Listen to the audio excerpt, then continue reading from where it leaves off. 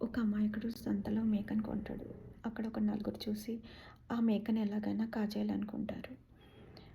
వాడు మేకని మెడలో వేసుకొని వెళ్తూ ఉంటాడు. అంతలోకి మొదటివాడు కనిపిస్తాడు. కనిపించేసి హ్మ్.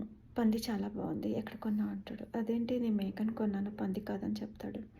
రెండో వాడు కూడా "పంది బావుంది. ఎక్కడ కొన్నావు?" అని అడుగుతాడు. రెండో వాడికి కూడా ఇది మేక అని చెప్తాడు.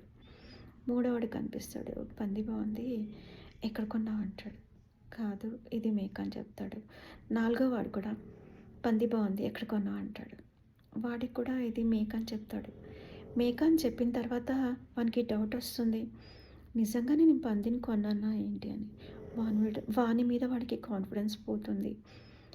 కిందకి దింపి చూస్తాడు. అది మేకలాగే కనిపిస్తూ ఉంటుంది. ఇదేంటి నేను కొంపదీసి పందిని చూసి మేక అనుకుంటున్నానా ఏంటి? నా బ్రెయిన్‌కి ఏమన్నా అయిందా ఏంటి? అని చెప్పి వాడు పిచ్చోడయిపోతాడు. దేశదిమ్మడిలాగా ఇంటికి కూడా ఎళ్ళకుండా ఎక్కడో ఊలు పట్టుకొని తిరగడం మొదలుపెట్టేస్తాడు. మన చుట్టూ చాలామంది నెగెటివ్ పీపుల్ ఉంటారండి. అంటే మనల్ని తొక్కాలని చూస్తూ ఉంటారు. లేకపోతే నెగెటివ్ కామెంట్స్ చేస్తారు. నెగెటివ్ కామెంట్స్ చేస్తే వీళ్ళు కింద పడిపోతారేమో, వీళ్ళు ఎలాగోలా వీళ్ళని పైకెళ్ళనీయకూడదు అని ఇలాగా నెగెటివ్‌గా ఆలోచించి వాళ్ళని ఎలాగైనా ఆహ్, ఇది చేయాలని చూస్తూ ఉంటారు. అయితే మనము ప్రతి వాళ్ళకి నించొని రియాక్ట్ అవ్వాల్సిన అవసరం లేదు. వాడి దగ్గర 2 సొల్యూషన్స్ ఉన్నాయి. ఒకటి ఇంకా కాస్త దూరం వెళ్తే వాళ్ళ ఇల్లొచ్చేది. వాళ్ళ ఆవిడని అడిగితే అది మేకప్ అంతా తెలిసిపోయేది.